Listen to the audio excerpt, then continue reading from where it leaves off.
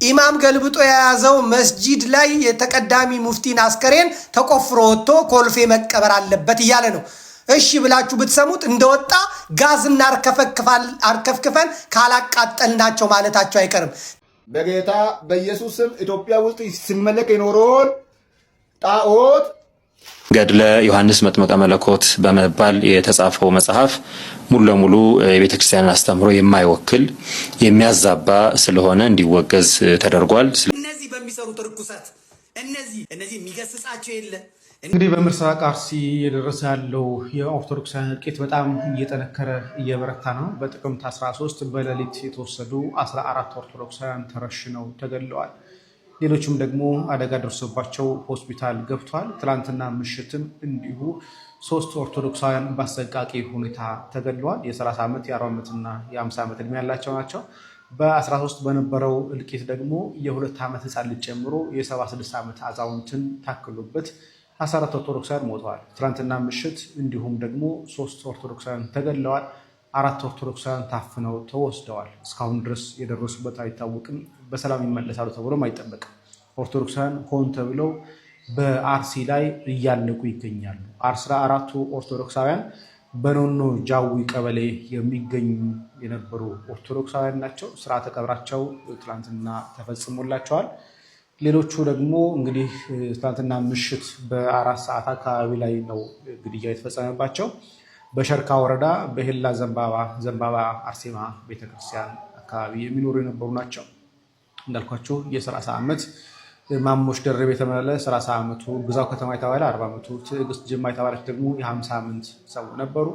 ከዛ በተጨማሪ 4 ኦርቶዶክሳውያን እንዲሁ ታፍነው ተወስደዋል። የታፈኑት መካከል ላይ አስታጥቄ ደረቤ፣ ከተማ ተክሉ፣ በኃይሉ አበባውና ሲሳይ ከተማ የተባሉ ኦርቶዶክሳውያን ናቸው። 3ቱ በዛሬው ዕለት ስርዓተ ቀብራቸው ተፈጽሞላቸዋል። 4ቱ ግን እስካሁን ድረስ መሞታቸውና መኖራቸው አልታወቀም። ሁላችንም ለአርሲ ኦርቶዶክሳውያን ሀዘናችንን፣ ጸሎታችንን እንድናደርስላቸው ጠይቃቸዋለሁ። ለብዙዎች ድረስ ይህን ቪዲዮ ሼር ማድረጋቸው አትርሱ። ሰላም የተወደዳችሁ ቤተሰቦች እንዴት ናችሁ? እኔ ደህና ነኝ፣ እግዚአብሔር ይመስገን። ለእናንተም በያላችሁበት የዓለም ዳርቻ የእግዚአብሔር ሰላም የእናታችን የቅድስት ድንግል ማርያም አማላጅነት አይለያችሁ አይሌን። ዛሬም በአዳዲስ ቪዲዮና ወቅታዊ በሆኑ ጉዳዮች ተመልሼ ወደ እናንተ መጥቻለሁ። ሰሞኑን ምንድነው የተፈጠረው አብረን የምናይ ነው የሚሆነው። ጫፍ ላይ ያሳየኋችሁ ቪዲዮ ሀሳባችን እየሰጠን በደንብ የምናያቸው ቪዲዮዎች ናቸው። ዘመዴ እንግዲህ ጉድ ያወጣበት ጊዜ አለ።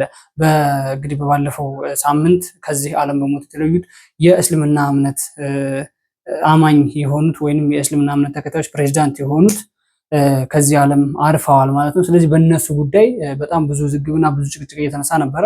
የእስልምና እምነት ተከታዮችም አስከሬናቸው ከተቀበረበት ቦታ መውጣት አለበትና የሆነ ቦታ ላይ ነው ማረፍ ያለበት የሚባል በጣም ውዝግብ ተፈጥሮ ነበር። እሱስ ዘመዴ በምን አይነት ጉዳይ አየው የሚለውን አብረን የምናይ ነው የሚሆነው። ቅዱስ ሲኖዶስም እንግዲህ በዚህ ባሳለፍነው ሳምንታት የቋሚ ቅዱስ ሲኖዶስ ምልአተ ጉባኤ ስብሰባ ነበርና በዛ ስብሰባ ላይ የተወገዙ እኛ ኦርቶዶክሳውያን እስከዛሬ ድረስ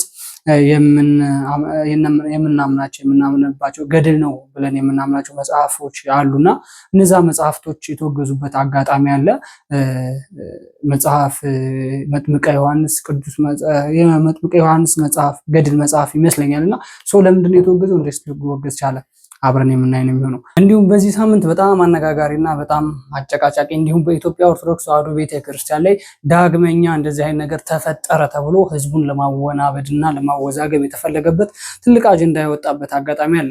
ከአሁን በፊት የቅዱሳን ስዕሎች ሲቀደዱ፣ ቅዱሳን ስዕሎች ሲቃጠሉ፣ ቅዱሳን ስዕሎቻችን እየተጨመደዱ ሲጣሉ አይተናልና በእነሱ ጉዳይ ብፁዓን አባቶችን እንዲሁም ቋሚ ቅዱስ ሲኖዶስን በመጠየቅ የታሰረ ሰውም አለ፣ የተቀጣም ሰውም አለ። አሁንም የቅዱሳን ስዕሎች መቀደድና ቅዱሳን ስዕሎች መጣላቸው፣ መጨማደዳቸው፣ መቃጠላቸው እየቆመ አይደለም። ስለዚህ ይሄ ስራ የብፁዓን አባቶችና የቋሚ ቅዱስ ሲኖዶስ ስራ ነው ብለን ስለምናምን አሁንም ቢሆን ብፁዓን አባቶችን የመጠየቅ ስራ እንሰራለን። የሚቀዱት እነሱ ያስተሳሰብ ትንሽ ስለሆኑ እነሱን መጠየቅ አንችልም። ካሁን በኋላም ብዙ የምንሰራቸው ቪዲዮዎች አሉ በፕሮቴስታንት እምነት ተከታዮች ላይ። ፕሮቴስታንት እምነት ተከታዮችም ሆኖ ግን በጣም መልካም የሚያስቡ ስለ ሀገራቸው ፍቅር የሚጸልዩና ህዝብ ለህዝብ ተስማምተው እንዲኖር የሚፈልጉ ብዙ የፕሮቴስታንት እምነት ተከታዮች ፓስተሮች የሚሆኑ ህዝብ እምኖች አሉ። እነሱን የሚነካ ነገር አይደለም።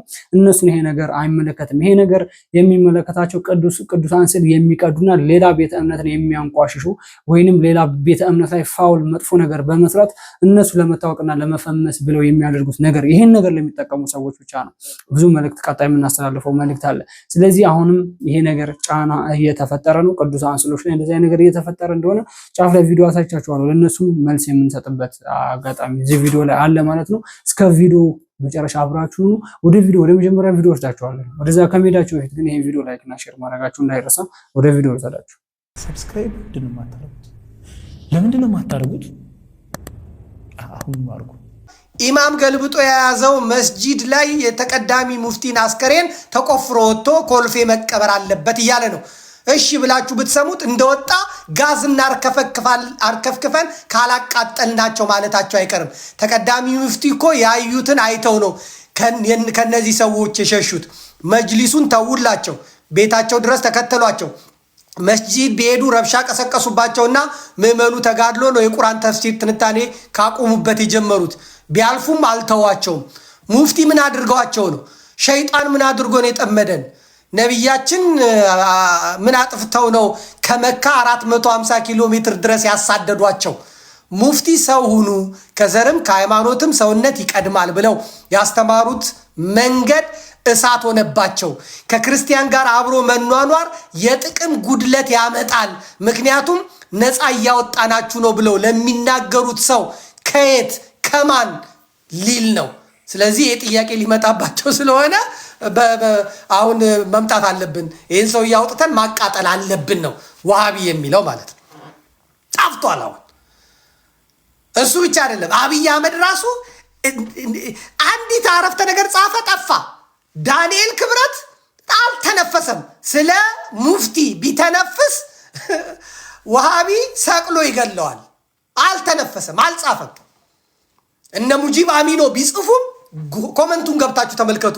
የእስላሞቹ መልስ ማለት ነው፣ የእስላሞቹ ንግግር ማለት ነው። በጣም በሚገርም ሁኔታ ማለት ነው። እስላሞቹ በራሳቸው የዋሃቢን ጉዳይ ወደ አደባባይ ያወጡት ማለት ነው። ዋሃቢዎቹ ደግሞ ትንሽ መሆናቸውን የምታውቁት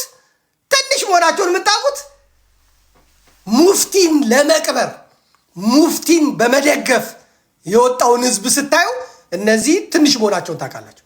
ለምንድን ነው ታዲያ ድምጻቸው የሰፋው ካላችሁ፣ ድምጻቸው ቫይራል እንዲወጣ ፌስቡክም ዩቲዩብም ተባባሪ ነው። ሁለተኛ ደግሞ እንቁራሪቶች ድምጻቸው ብዙ ነው። ሁለት እንቁራሪቶች አንድ ኩሬ ውስጥ ገገቡ አያሳድሯችሁ። ከተማ ሙሉ ነው የሚመስሉት። ሁለቱን አጥምዳችሁ ከያዛችሁ ግን ኩሬው ሀገሩም ሰላም ያድራል። ይሄ ዋሃቢ ምላስ አለው፣ የእንቁራሪት ምላስ ሲል ሀገሩን ነው የሚበትነው። ሃይማኖት ስለሌለው ገንዘብ አለው። 4 ሚስት ያገባል። ስራው ምን እንደሆነ አይታወቅም። በሚሊዮን የሚቆጠር ገንዘብ ነው የሚያመላልሱ። አሁንማ ባንክ ተከፍቶላቸዋል፣ እስላማዊ ባንክ ተከፍቶላቸዋል። መኒ ላውንደሪንግ በደንብ ነው የሚሰራው። ዶላሩ ምኑ እምነትም ሃይማኖትም ስለሌላቸው ማለት ነው። ካራቴ የማያሰለጥኑት የለም። መስጊድ ውስጥ የማያስገቡት ቆንጨራ የለም። የኢትዮጵያ ሙስሊሞችን በአጠቃላይ ኢማሞቹን የሚያሰግዱትን ደብድበው ጥርስ አውልቀው በቦክስ መጥተው መስጊዳቸውን ተረክበዋል። አብይ አህመድ አስረክቧቸዋል። አንዳንድ ቦታ ወጥረው ይዘዋል። ደሴ ላይ ያያቸዋቸው ባለፈው የደሴ ገብርኤልን ህዝቡን አጥፍተን መስጊድ እናደርገዋለን። ለምን ብለን ነው ገብርኤልን የምናቃጥለው? ቤተክርስቲያን መቃጠል የለበትም ሲሉ የነበሩት እነዚህ ዋሃቢዎች ናቸው። መከላከያ ውስጥ ገብተዋል። አሁን ደሴ ዙሪያ ደሴ ምናምን መንግስቱ ስርዓቱ ለራሱ ሲል ይፈልጋቸዋል። እናንተም እምነታችሁን ለማስፋፋት የኔንም መንግስት ለማዳን መዘጋጀት አለባችሁ ብለው ስልጠና ወስደዋል። ፋኖ ክርስቲያን ነው፣ ፋኖ እንደዚህ ነው የሚሉት አካላት ስርዓቱንም ራሳቸውንም ለማዳን የሚገቡ ሰዎች ናቸው ማለት ነው። የመጀመሪያው ቪዲዮ እንዳያችሁት ይመስላል። ዘመዴ እንግዲህ ከዚህ ዓለም በሞት በተለዩት በተቀዳሚ ሙፍቲ ላይ የሰጠው አስተያየት ነው። ተቀዳሚ ሙፍቲ እንግዲህ ከዚህ ዓለም ከሞት ከተለዩ ሰው ትንሽ ሳምንት ገና 2 ሳምንት ወር 1 ሳምንት አካባቢ ነው የሚሆናቸውና በእነሱ በመሞታቸው መሀል ላይ ያለ በጣም ሰፊ ልዩነት ወይንም ሰፊ የእስልምና እምነት ተከታዮች መከፋፈል እንደወጣ ሁላችንም ያየን ነው የሚሆነው ማለት ነው። በተለያዩ ሀገሮች ላይ መካነ ሰላም ሊሆን ይችላል፣ የትም መካነ ሰላም ላይ በተለይ በእንደዚህ መስጊድ ውስጥ እንደዚህ አይነት ነገር ተገድሏል ከተባለ ጀምሮ ወደዛው ተቀዳሚ ሙፍቲ ከዚህ ዓለም በሞት ተለዩ። ወደዛው የእስልምና እምነት ተከታዮች መከፋፈል፣ እርስ በርስ መበሻሸቅ፣ እርስ በርስ መሰዳደብ ተጀመረ ማለት ነው። እና እነሱም እንግዲህ የሚያስተምራቸው ሲጠፋ መሰለኝ ወይንም የሆነ የእነሱን ቁርአን መጽሐፍ መልካሙን ነገር ቀስሞ ወደ ጆሮአቸው ገብቶ ከውስጣቸው ሰርጾ እንዲቀር የሚያደርግ አባት ስለጠፋ መሰለኝ አሁን ደግሞ በኦርቶዶክስ ላይ ተነስቷል። ይሄ ግልጽ ነው። ኦርቶዶክስ እንደዚህ ነች፣ ኦርቶዶክስ ጨለማ ነች፣ ኦርቶዶክስ እንደዚህ አይነት ነገር ነች እያሉ መሳደብ ጀምረዋል።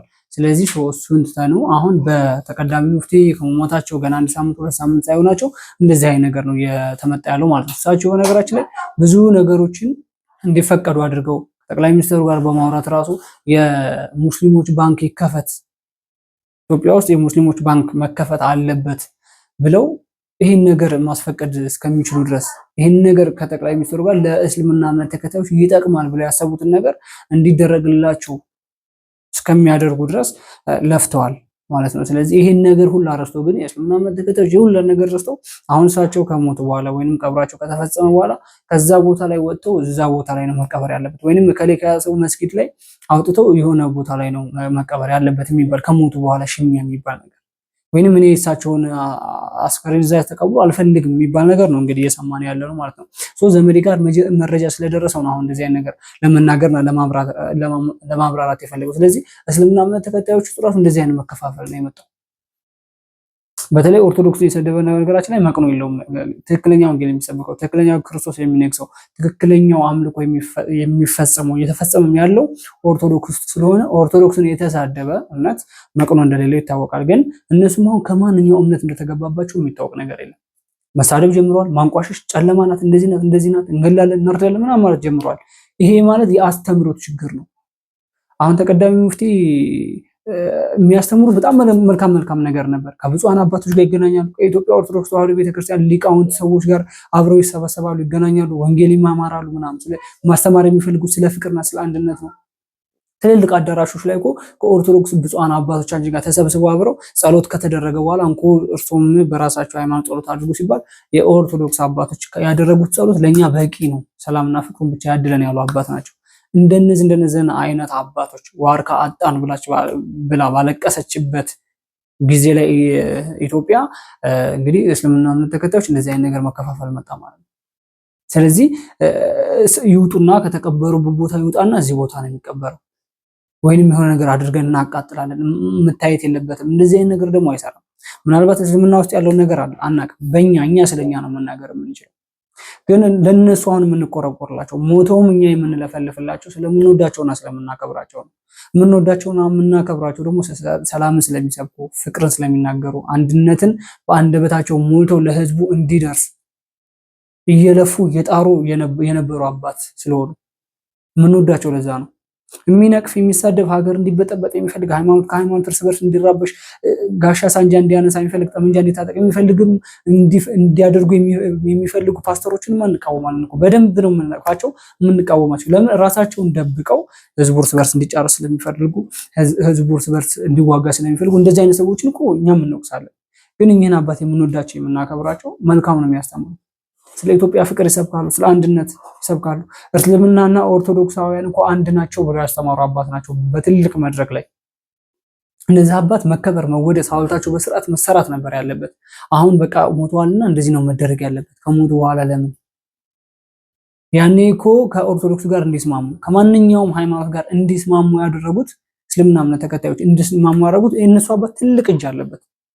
ትልቅ አሻራ ትልቅ ድርሻ አስቀምጠው ነው ያለፉት። ስለዚህ እነሱ መከበርና መወደስ ነው ያለባቸው። ስለዚህ ይሄ መረጃ ዘመዴ ጋር ስለደረሰ ስላወቀ ነው። ብዙ ታሪክን እኮ ወደኋላ ትተነውለው ብዙ ታሪክ እስልምና ምን ማድረግ ይፈልጋል፣ ኦርቶዶክስ ምን ማድረግ ይፈልጋል፣ እስልምናዎች እንዴት ነው እንደዚህ የሆኑት የሚለው ነገር ብዙ ተትቶ እከለ የያዘው መስጊድ የግል ነው እስከሚባል ድረስ የግል መስጊድ፣ እከለ የያዘው መስጊድ የማህበር ነው እስከሚባል ድረስ ያ ነገር እኛ ምን አገባን ትተነዋል። ግን ስለ ሰላምና ስለ ፍቅር የሚሰብኩ አባቶች በእንደዚህ አይነት በሌላም አደጋ ከኛ ሲለዩ አንፈልግም። ለምን? ሀገሪቷ በእነሱ እጅ ላይ ነው ያለችው። ከክርስቶስ በታች እነሱ ናቸው ሀገሪቷን እየመሩ ያሉት እያስተዳደሯት ያሉት በጸሎታቸውም በኃይላቸውም ከመንግስት ጋር ኮንታክት በማድረጋቸው እነዚህ መልካም አባቶች በኢትዮጵያ ኦርቶዶክስ ተዋሕዶ ቤተክርስቲያን፣ በፕሮቴስታንትም፣ በካቶሊክም፣ በእስልምናም ትልቅ አባቶች አሉ። ጭንቅላታቸው ሰፊ የሆነ እንደ ሀገር እንድትፈርስ የማይፈልግ ህዝብ ከህዝብ እንዲስማማ የሚፈልጉ ስለ ሰላምና ስለ ፍቅር ብቻ ሁለንተናቸው የተሞላ ትልቅ አባቶች አሉ። ከነዛ አባቶች መሃል ተቀዳሚ ሙፍቲን ያጣናቸው እነሱ ባጣናቸው የኢትዮጵያ ኦርቶዶክስ ተዋሕዶ ቤተክርስቲያን እምነት ተከታዮች ሁላ ወጥተው እያለቀሱላቸው፣ ብፁዓን አባቶች ሳይቀሩ ወጥተው እያለቀሱላቸው። እስልምና እምነት ውስጥ በጣም ብዙ ነገር አይቻለሁ። በነገራችን ላይ ባለፈ ሚዲያ ላይ እንኳን ሞቱ እኔ ምን አገባኝ ብሎ ቪዲዮ የሰራ እስልምና እምነት ተከታይ የእስልምና ምንድነው ቆብ ነው የሚባለው ያጠለቀ ሴት ሆና ደግሞ እኛ ስለነሱ ምን አገባን ሂጃ ያደረገች ሴት ነፍ መረጃ ማቅረብ ይቻላል። እንደነዚህ አይነት ሰዎች አሉ።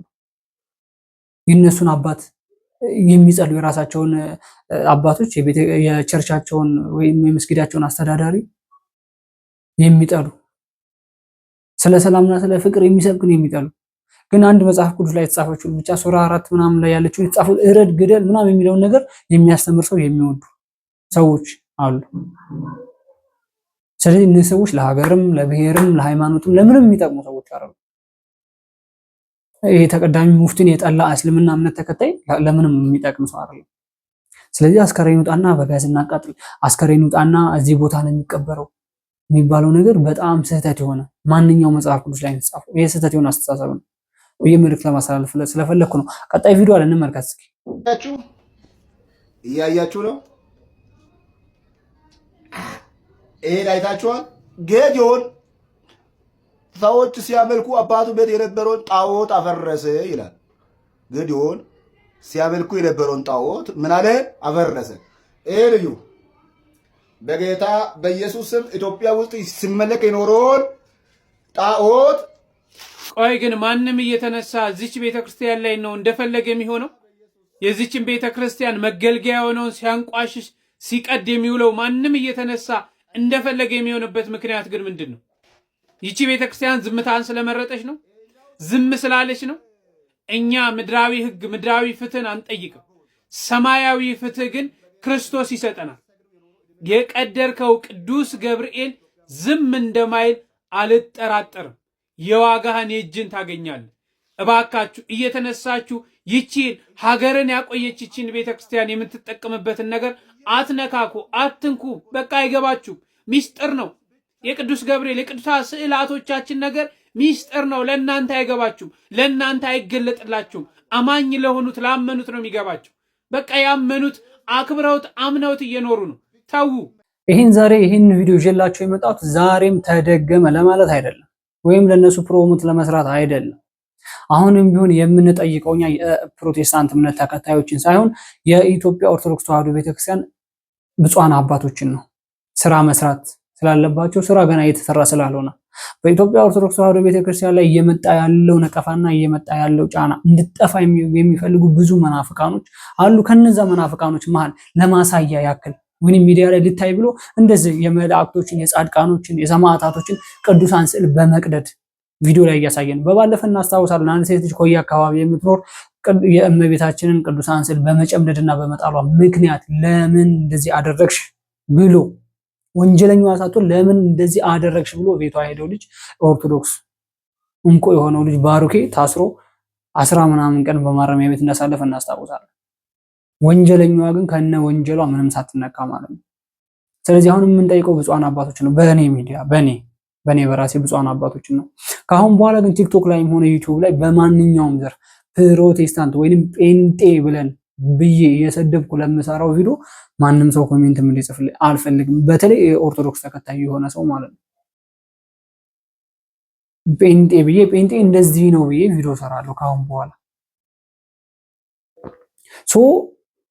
ፕሮቴስታንቱ እንዳለ የሚያሰድቡት በነገራችን ላይ ለዚህ ልጅ ፕሮቴስታንቶች እራሳቸው መልስ መስጠት አለባቸው። ምን የሚባል እንደሆነ አላውቅም። እንኳን ብናመልካቸው እንደው መላእክቶችን ብናመልካቸው ያመለክናቸው እኛ ኦርቶዶክሳውያን፣ የወደድናቸው ያከበርናቸው እኛ ኦርቶዶክሳውያን፣ ፕሮቴስታንቶች ምን አገባቸው? ምን ይመለከታቸዋል? ስንፈልግ እናመልካቸው አናመልካቸው ምንም እናደርጋቸው።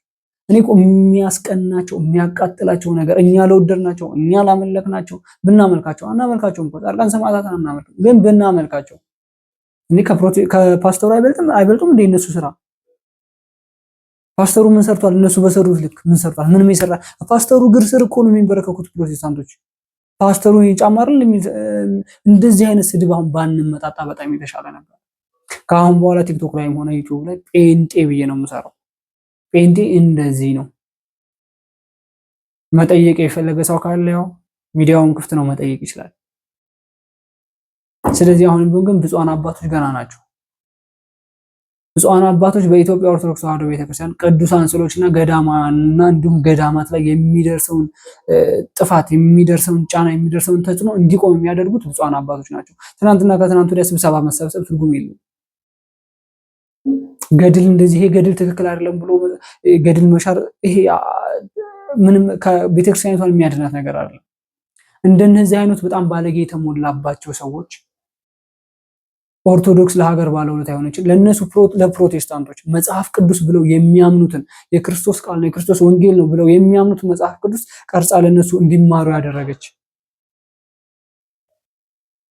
ይችን ቤተክርስቲያን ነው ያንቋሽሹ ያሉት። እዚች ቤተክርስቲያን ያሉ ቅዱሳን ስዕሎችን ነው እየቀደዱ ያሉት፣ እያቃጠሉ ያሉት። ስለዚህ እነዚህን ሰዎች እኮ አፍ ማዘጋት መታሰር ካለባቸው እንዲታሰሩ፣ መጠየቅ ካለባቸው እንዲጠየቁ የሚያደርጉት የኢትዮጵያ ኦርቶዶክስ ተዋሕዶ ቤተክርስቲያን አንደኛው የሕግ ክፍሉ፣ ሁለተኛው ደግሞ ብፁዓን አባቶች ተሰብስበው ይህን መጽሐፍ ቅዱስ እንሻር፣ ይህንን መጽሐፍ ቅዱስ አስባለኝ ይቅርታ፣ ይህንን ገድል እንሻር ሳይሆን በቤተ ክርስቲያኑ ላይ እንደዚህ እየደረሰ ነው። ስለዚህ ከነሱ ጋር በምን አይነት ኮንታክት አድርገን ይሄን ነገር እንዳያደርጉ እናድርግ። ፕሮቴስታንቶች ይሄን መልስ መፍጠር ፕሮቴስታንት እኮ የራሳቸው የሆነ ሕግ ክፍል አላቸው። ይሄን ነገር የማይወዱት ነፍ ፕሮቴስታንት እምነት ተከታዮች እኮ አሉ። የኢትዮጵያ ኦርቶዶክስ ተዋሕዶ ቤተክርስቲያን ስትሰደብ፣ ቅዱሳን ስዕሏት ሲቀደዱ የማይወዱ ነፍ ፕሮቴስታንቶች አሉ። ከነሱ ጋር መወያየት ያስፈልጋል። ጫናው አሁንም እየቀጠለ ነው። ስድቡ ነቆራው አሁንም እየቀጠለ ነው። አሁንም ቅዱሳን ስዕል እየተቀደዱ ነው። ገዳማውያንና ገዳማት እየተቃጠሉ ነው። ይሄ ጥያቄ የለውም። እያየን ነው። አሰቦት ገዳም አሁን በቅርብ ካህኖች ተገድለዋል፣ ታርደዋል፣ ታፍነዋል። ዝቋላ ወይም እንደምናስታውሰው ነፍ ገዳማውያን አባቶች ደም ፈሷል። ያ ነገር ሁላ ሳይበርድ ያ ሁላ ደም ሳይደርቅ አሁን ደግሞ ሌላ ትኩሳት ባናቱ። ዝምታው ስለበዛ እኮ ነው። በነገራችን ላይ ዝም ብፁዓን አባቶች ዝም፣ የቤተክርስቲያን አገልጋይ አስተዳዳሪዎች ጸጥ ዝም የለማ። አሁን ደግሞ ቀጣይ ይሄ ማላመጃ እኮ ነው። አሁን እየተላመዱ ነው። ቀጣይ ቤተክርስቲያን እናፍርስ ማለት አይቀርም። ቁልቢ ገብርኤል ይፍረስና ለሬቻ ይሰጣል እንዴ የተባለው ባለፈ። ሬቻ የሚያከብሩ ሰዎች ራሳቸው ናቸው ሚዲያ ላይ ወጥተው የጠየቁት። እኔ አይደለም ያልኩት፣ መረጃ ማቅረብ ይቻላል ቪዲዮ ስላለ። ስለዚህ ብፁዓን አባቶች ዝምታችሁን ስበሩና ተናገሩ። እኛ ሚዲያ ላይ ያለን ሰዎች ታናናሽ ሰዎችማ እየተናገርን እኮ ነው ያቅማችንን፣ የሚሰማ የለም እንጂ። አሁን ይሄ እንደምታዩት ነፍ ቅዱሳን ስዕሎችን የገብርኤልን ቅዱስ ሚካኤልና ነፍ ቅዱሳን ስዕሎች ሰብስቦ ይሄውላችሁ የቀደድኩላችሁ ያለው ምንድነው? አሁን ይሄ የሚባለው ይሄ እኮ ቤተክርስቲያኗን መስደብ፣ መናቅ፣ ማዋረድ። ስለዚህ ስንናቅ ዝም፣ ስንሰደብ ዝም፣ ስንዋረድ ዝም። ቅዱሳን ስዕሎቻችን እኛ የምንወዳቸው የምናከብራቸው የክርስቶስ እናት ነች ብለን የምንወዳት የምናከብራት ጻድቃን ሰማዕታቶች ስለ ሃይማኖታቸው መስዋዕት ሆነዋል፣ እኛ እነሱን መከተል አለብን ብለን የምንወዳቸው የምናከብራቸውን ሰማዕታቶች እየቀደዱ እያሳዩ ነው ባይናቸው። ስለዚህ መልስ የሚሰጠው ማን ነው? ብፁዓን አባቶች አሁንም ይሄን ነገር ብታስቡበት በጣም የተሻለ ነው ብዬ እገምታለሁ። ቀጣይ ቪዲዮ አለ እንመልከት እስኪ። ገድለ ዮሐንስ መጥምቀ መለኮት በመባል የተጻፈው መጽሐፍ ሙሉ ለሙሉ የቤተ ክርስቲያንን አስተምሮ የማይወክል የሚያዛባ ስለሆነ እንዲወገዝ ተደርጓል። ስለዚህ መጽሐፉ ተወግዟል። ይሄ ማለት በመጽሐፉ ውስጥ ያሉት ትምህርቶችና የተሳሳቱ ጉዳዮች በሙሉ ተወግዘዋል ማለት ነው። ይሄ መግለጫ የወጣው እንግዲህ ከትናንት ወዲያ በነበረው የቅዱስ ሲኖዶስ ቋሚ ቅዱስ ሲኖዶስ ሊቃውንት ጉባኤ ላይ ነበረ እና እንግዲህ ገድለ ዮሐንስ መጥምቀ ዮሐንስ ገድል መጽሐፍ ሙሉ ለሙሉ ተወግዟል ነው የሚባል ነገር ያለው። ብዙ አባታችን ደግሞ የተናገሩት ነገር አለ። አሁን ከሁለቱ ማንኛውን እንመን የሚባለው ነገር ራሱ በጣም አወዛጋቢ ስለሆነብን ነው። እሳቸው እንዳሉት ሙሉ ለሙሉ ተወግዟል ነው። ብዙ አባታችን ደግሞ ቀጣይ ቪዲዮ አሳያችኋለሁ።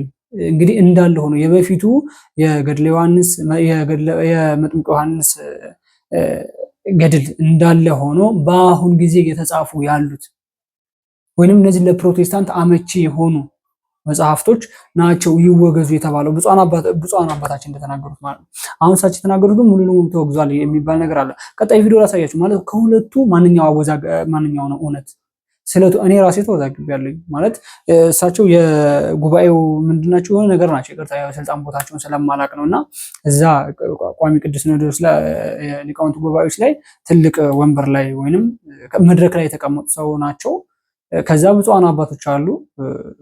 ከሁለቱ ግን አነጻጽረን ማንኛው ነው እውነት የተባለው ነገር ወይስ ማንኛቸው ነው የምናምነው? ግራ ስለገባ ነው በጣም። እሳቸው የተናገሩት ሌላ ነው፣ ብፁዓን አባታችን የተናገሩት ሌላ ነው። ስለዚህ አሁን አብዛኛው ህዝብ ራሱ ቲክቶክ ላይ ራሱ ብዙ ከስር ኮሜንት ገብቼ ሳነብ ሰዎች ለቀቁት ላይ የትኛውን እንመን አንተ ተወግዞ ሁሉም ሙሉ ለሙሉ ተወግዟል እያላችሁ ነው። ብፁዕ አባታችን ደግሞ የበፊቱ መጽሐፍ ወይንም የበፊቱ የመጥምቀ ዮሐንስ ገድል መጽሐፍ እንዳለ ሆኖ በአሁን ሰዓት ወይንም በሌሎች በአጭበርባሪዎች የተጻፉት ይወገዙ ነው ያሉት። ስለዚህ ማንኛውን እንመን እያሉ ስለሆነ ነው ግራ ስለገባኝ ነው። ብፁዕ አባታችን ያሉትን ነገር እንመልከት እስኪ። ቅዱስ ዮሐንስ መጥምቅ ገድል እንደተጠበቀ ሆኖ ገድለ መጥምቀ መለኮት ቅዱስ ዮሐንስ በሚል ያለ አግባብ በአንድ ግለሰብ ተዘጋጅቶ እየተሰራጨ ያለው መጽሐፍ በሊቃውንት ጉባኤ ተመርምሮ ያለበት ግድፈትና የስህተት ትምህርት በሙሉ የኢትዮጵያ ኦርቶዶክስ ተዋሕዶ ቤተክርስቲያንን አስተምህሮ የማይወክል ሆኖ በመገኘቱ ተወግዟል። በውስጡ የያዛቸውም የተሳሳቱ ትምህርቶች በሙሉ ተቀባይነት ስለሌላቸው መጽሐፉ ለጥናትና ምርምርም ሆነ ለማጣቀሻ አገልግሎት እንዳይውል በስርጭት ላይ የዋለው መጽሐፍ እንዲታገድና በድጋሚም እንዳይታተም ለየአህጉረ ስብከቱ ሰርኩላር እንዲተላለፍ የአፈጻጸም ክትትል እንዲደረግና አጠቃላይ ሁኔታው በሊቃውንት ጉባኤ በኩል በሚዲያ እንዲገለጽ የአስተምህሮ ስህተትን በማካተት አሳትመው ያሰራጩት ግለሰብ በቋሚ ሲኖዶስ ተጠርተው እንዲጠየቁና የፈጸሙትን ስህተት አውቀው ወደፊት ተመሳሳይ ስህተት እንዳይፈጽሙ ጥብቅ መመሪያ እንዲሰጣቸው መጽሐፉ እንዲመረመር ያደረገው የደብረ ሊባኖስ አንድነት ገዳምና የገዳሙ የቅኔ መምህር መጋቤ ምስጢር አባ ክንፈ ሚካኤል ወልደ ገብርኤል የምስጋና ደብዳቤ እንዲጻፍላቸው ቅዱስ ሲኖዶስ ወስኗል።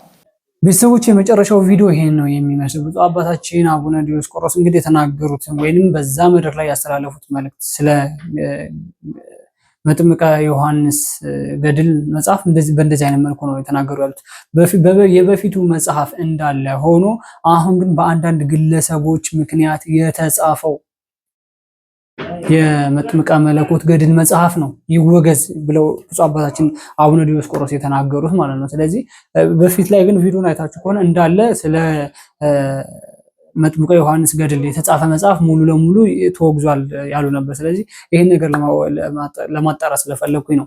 በነገራችን ላይ ይሄ ነገር መወገዙ መጣራቱ በጣም ትክክል ነው። ትክክል የሆነበት ለምንድን ነው? ለፕሮቴስታንቶች በጣም አመቺ ነበረ። ቲክቶክ ሶሻል ሚዲያ ላይ ታችሁ ከሆነ ላይቭ ላይ በሚከራከሩ ጊዜ ይሄ መጽሐፍ እኮ ያለው እናንተ ቤተክርስቲያን ነው ያሉ የፕሮቴስታንት እምነት ተከታዮች የሆኑ ከኦርቶዶክስ ግን ይወጡ ስለምን ያውቁታል እኮ ያንኛውን የገድል መጽሐፍ ወይንም የድሮውን በድሮ ጊዜ የተጻፈው ወይንም ትክክለኛውን የመጥምቀ ዮሐንስ ገድልን ለብቻው ያስቀምጡና ይሄን በራሳቸው ሰው የተጻፈውን አምጥተው ሶሻል ሚዲያ ላይ ይሄ እኮ የእናንተ ነው ይሄ አለ ብለው ጥያቄ የሚያደርጉበት ነገር አለ። ይሄ እኮ አይደለም፣ ይሄ የአሁን በሰዎች በግለሰቦች ለቢዝነስ ተብሎ የተጻፈ ነው ስትሏቸው ደግሞ ፕሮቴስታንቶች እንደምታውቋቸው ናቸው። አያምኑም፣ አብዛኞቹ አያምኑም።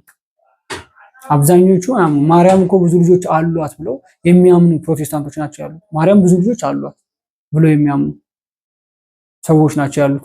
ስለዚህ ይሄ ለፕሮቴስታንቶች በጣም አመቺ ሆኖ ነበር። አሁን ይሄ መጣራቱ በጣም አሪፍ ነው፣ መወገዙ በጣም አሪፍ ነው። አሁን ፕሮቴስታንቶች የሚያወሩበት መንገድ የለም። አሁን በኋላ ስለ ገድል መጽሐፍ ሁሉም አሁን ማንኛውም ገድል መጽሐፍ እየተጣራ እንደዚህ እየተወገዘ ማለት በግለሰቦች ለቢዝነሳቸው ብቻ ለራሳቸው ዓላማ ብቻ እንደዚህ የክርስቶስ ያከበራቸውን ጻድቃን ሰማዕታቶች ለራሳቸው ጥቅም የነሱ ገድል ነው ብለው የሚጽፉ ሰዎች አሉ። ይሄ መጣራቱ በጣም አሪፍ ነው። ለፕሮቴስታንቶች አመቺ አይሆንም። ፕሮቴስታንቶች ይህን ሐሰት የሆነውን ነገር ይዘው ነው የሚከራከሩት። በነገራችን ላይ ትክክለኛውን መጽሐፍ ይዘው ትክክለኛውን ገድል ይዘው ትክክለኛውን መጽሐፍ ቅዱስ ይዘው አይደለም የሚከራከሩት።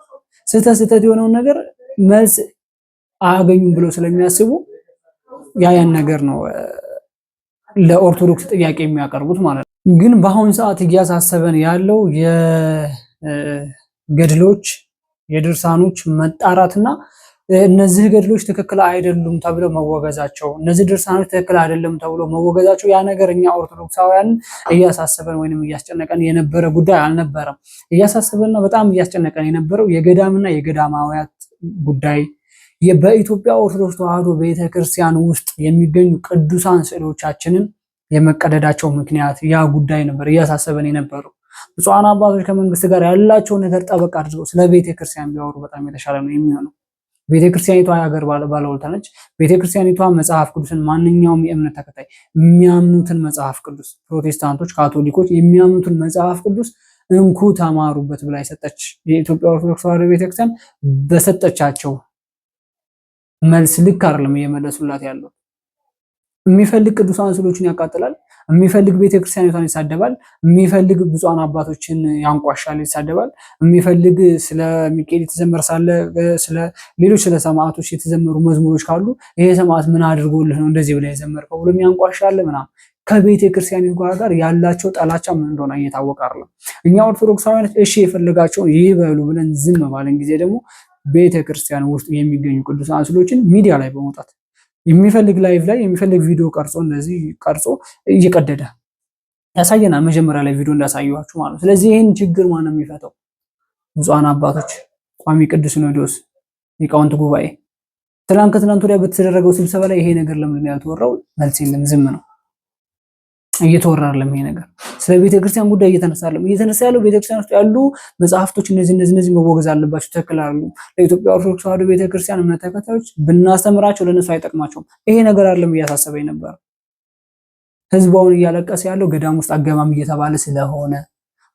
እየተባለ ስለሆነ ገዳም ውስጥ ቤተክርስቲያን ውስጥ የሚገኙ ቅዱሳን ስዕሎች እየተቃጠሉ ስለሆነ ይሄ ነገር ነው እያሳሰበ ያለው። በቤተክርስቲያን ውስጥ ያለ ረብሻ አለመቆሙ ነው እያሳሰበ ያለው። ስለዚህ እነዚህን ችግሮች እኮ ብፁዓን አባቶች ከመንግስት ጋር፣ ብፁዓን አባቶች ከሌሎች ቤተ እምነት አባሎች ጋር፣ ከህግ አካሎች ጋር በመሆን መፍታት ነው እንጂ ይሄ እነዚህ መጽሐፍቶች ትክክል አይደሉም። እስከዛሬም እኮ አንማራቸው እንጂ ተቀምጠዋል። ይሄ ቤተክርስቲያን ውስጥ ያለ ችግር ከተፈታ በኋላ ግን ይሄ ነገር መወገዝ ይችላል። ለምን? እጃቸው ላይ ስለሆነ ያለው ብፁዓን አባቶች እጅ ላይ ነው ያለው። መቼም በየትኛውም ሰዓት ማውገዝ ይችላሉ። ቤተክርስቲያኗ ውስጥ ያሉ መናፍቃኖች ሳይወጡ ከቤተክርስቲያን የወጡ መናፍቃኖች እንደዚህ ቤተክርስቲያን ውስጥ ያሉ ነገሮችን ከቃል ኪዳኑ ታቦት ጀምሮ እናስታውሳለን። እነትዝታው ቃል ኪዳኑ ታቦት እንደዚህ ነው ብለው እየተሳደቡ ኢትዮጵያ ውስጥ መጥተው እንደፈለገው ጨፍረው ሲሄዱ የኢትዮጵያ ኦርቶዶክስ ተዋሕዶ ቤተክርስቲያን የህግ ክፍል ግን ዝም ነው ያለው። ስለዚህ አሁንም ድፍረቱ እየበዛ ነው። ስለዚህ ይህን ነገር መፍትሄ ማን ነው የሚሰጠው? እኛ ኦርቶዶክሳውያኖች አንገታችን ላይ ማህተም ያደረግን ወጣቶች ሚዲያ ላይ እየታየን ያለን ሰዎችማ ስለ ቤተክርስቲያን ተቆርቁረን ስንናገር እንደምታዩት ነው። የነ ብሩኬ ድርሻ ይደርሰናል። አሁንም እንደሚደርሰን እናውቃለን። ይሄ ግልጽ ነው ስለ ማህተማችን ስለሆነ። የኦርቶዶክስ ወጣት የሆነ ሚዲያ ላይ ወጥቶ እባካችሁ ብፁዓን አባቶች አግዙን ብሎ መናገር የለበትም። ብፁዓን አባቶች ከፊት መቅደም ነበረባቸው በዚህ ጉዳይ። በግል ጉዳይ እኮ አይደለም፣ በቤተክርስቲያን ጉዳይ ተከፋፍሎ ይሄ እዚህ ቤተክርስቲያን ውስጥ የገባ ነገር ተሸጦ እንካፈላ ማለት አይደለም። እንደነ ብፁዕ አባታችን አቡነ ሳዊሮስ እንደነሱ ይሸጡና ይካፈሉን። ለገንዘብ መስራት ብቻ አይደለም፣ ህዝቡ በሚሰጠው ገንዘብ መጣላት። ገዳም ውስጥ ደግሞ አሁን አትገባም ተብሎ መከልከልም አለ። ስውሯ ማርያም ብንሄድ ለምሳሌ በስውሯ ማርያም ጉዞ ብቻ ካልሄዳችሁ አትገቡም የሚባል ነገር አለ። ይሄ በአይናችን ያየነው ነገር ስላለ በጆሮአችን ሰማን፣ ሚዲያ ላይ ሄድን። ስንሄድ ያው ትክክል። ስለዚህ ይሄ ነገር ችግሮች ሳይፈቱ ቤተክርስቲያን ውስጥ ያሉ መጽሐፍቶች መወገዝ ምንም ትርጉም አልባ ነው። በእርግጠኝነት ትርጉም አልባ ነው። ቤተክርስቲያን እየተሰደበች እኮ ነው። ቤተክርስቲያን ውስጥ ያሉ ቅዱሳን ስዕሎች እኛ የምንወዳቸው፣ የምናከብራቸው፣ የምንዘምርላቸው፣ የጸጋ ስግደት የምንሰግድላቸው ቅዱሳን ስዕሎቻችን እየተቃጠሉ ዝም እያላችሁ ይሄ ገድል ትክክል አይደለም፣ ይሄ የሚያስኬድ ነገር አይደለም። እባካችሁ አስቡበት። ያያዘ ልደታ ስለ ቤተክርስቲያን ካሁን በኋላ እኮ ምንም አይነት ነገር አልሰራም ያለው ወዶን እኮ አይደለም። ለምን ብፁዓን አባቶች ዝም እያሉ ነው። ስለ ቤተክርስቲያን የሚቆረቆሩ ወጣቶች እየታሰሩ ዝም እያሉ ነው ብፁዓን አባቶች። እስኪ ታስሮ ባሩክ የታስሮ ማንኛው ብፁዓን አባት ነው ሄዶ ማረሚያ የጠየቀው? መምህራን ዶሻ የወላይታ ላይ የሚያገለግል ልጅ፣ ለቤተክርስቲያን የሚጮህ ልጅ፣ አዋጅ አዋጅ እያለ ለህዝቡ እንደዚህ የሚጮህ ልጅ ግን ሲታሰር ብፁዕ አባታችን አቡነ ማናቸው ሄደው ጠይቀውታል። የእነሱን አሻራ የተከተለ የእነሱን ፈለግ የተከተለ ሰው የለም። ስለዚህ ይሄ ነገር በቤተክርስቲያን ላይ የሚመጣ ነገር በደንብ አስቡበት። በደንብ ማሰብ ይጠበቅብናል። በተለይ ብፁዓን አባቶች አሁን ወጣቱም ዝም እያለ ነው። ሚዲያ ላይ ያሉ ሰዎችም ዝም እያሉ ነው። ሚዲያ ላይ አለን ብለው ስለ ቤተክርስቲያን የሚጮሁ ሰዎች ይሄው ጸጥ እያሉ ነው። ለምን አንሰራም ብለዋል። ቀጣይ የሚመጣ ከጀርባው የሚመጣባቸው ነገር ስለሚያውቁ ማለት ነው። ብፁዓን አባቶች እንዴ በሆነ ጊዜ ቤተክርስቲያኒቷ ጥቁር ትልበስ ብለው አልብሰዋል እኮ። ህዝበ ምዕመኑ ጥቁር ልበስ ተብሎ እኮ ለብሷል እኮ ህዝቡ። ያ ምንድነው? ቤተክርስቲያን እንዳትከፈል፣ ቅዱስ ሲኖዶስ እንዳይከፈል፣ አንድ ቤተክርስቲያን፣ አንዲት ቅዱስ ሲኖዶስ፣ አንዲት ፓትርያርክ በኢትዮጵያ ኦርቶዶክስ ተዋሕዶ ቤተክርስቲያን የምናውቀው ይሄን ስለሆነ ያ ነገር ለምን ይደረጋል ተብሎ ተደርጓል። ስለዚህ አሁንም ቢሆን ጥቁር መልበስ አለባት ቤተክርስቲያኒቷ። እንደውም ከባለፈው ይልቅ አሁን ነው ጥቁር መልበስ ያለባት። ገዳማውያኖች እየተገፉ እየታረዱ ነው። ገዳም እየተቃጠለ ነው። ገዳም ለሆነ ነገር ይፈለጋል። ስለዚህ እናንተ ገዳም ውስጥ የምትኖሩ መነኮሳውያኖች ውጡ እየተባሉ ስለሆነ የተለያዩ ገዳሞች ከነ አሰቡ ስላሴ ገዳም ጀምሮ ዝቋላ ገዳም ነፍ ነገር ችግር እየደረሰባቸው ነው። ስለዚህ ብፁዓን አባቶች አስቡበት። በየሀገረ ስብከታችሁ የመልእክት ለማስተላለፍ ይፈልጋሉ። ለዛሬ ይዤላችሁ የመጣሁት ቪዲዮ ይህን ይመስላል። ከቀጣይ ደግሞ በአዳዲስ ቪዲዮና መረጃ እንገናኛለን። እስከዛው ድረስ ግን ላይክ፣ ሼር፣ ሰብስክራይብ